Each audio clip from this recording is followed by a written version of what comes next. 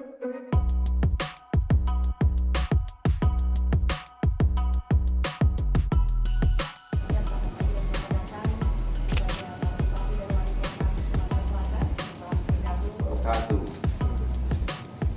Selamat pagi, menjelang siang. Salam sejahtera bagi kita semua. Tapi sebelumnya izinkan saya untuk menyampaikan minal aidin wal faizin, mohon maaf lahir dan batin pada seluruh masyarakat Sumatera Selatan khususnya dan masyarakat seluruh Indonesia. Di kesempatan ini adalah 1 Syawal 1441 Hijriah.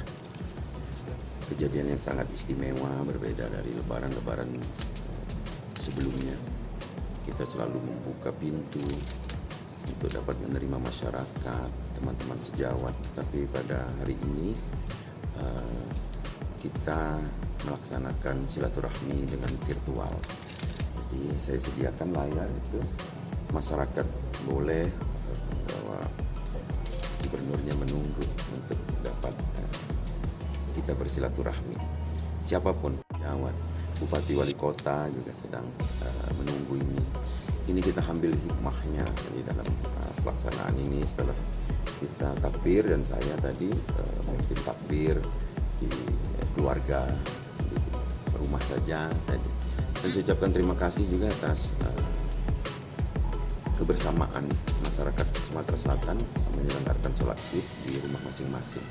Ini tentu satu wujud bahwa kita adalah umat yang saling menjaga, melindungi diri sendiri, melindungi keluarga, juga melindungi teman. Gitu juga sebaliknya.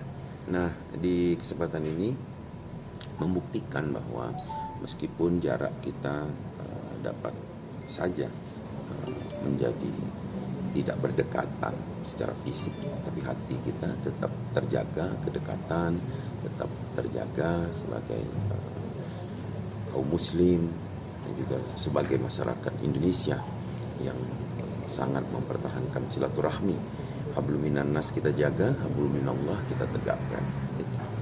Dan kepada masyarakat Sumatera Selatan, tidak ada yang berbeda dengan lebaran-lebaran sebelumnya. Ketupat tetap ada, opor tetap ada, rendang tetap ada, semua menu tetap ada. Cuman saling sapanya melalui daring. Ini kita nikmati sebagai wujud diri kita menyikapi pandemi COVID-19 ini.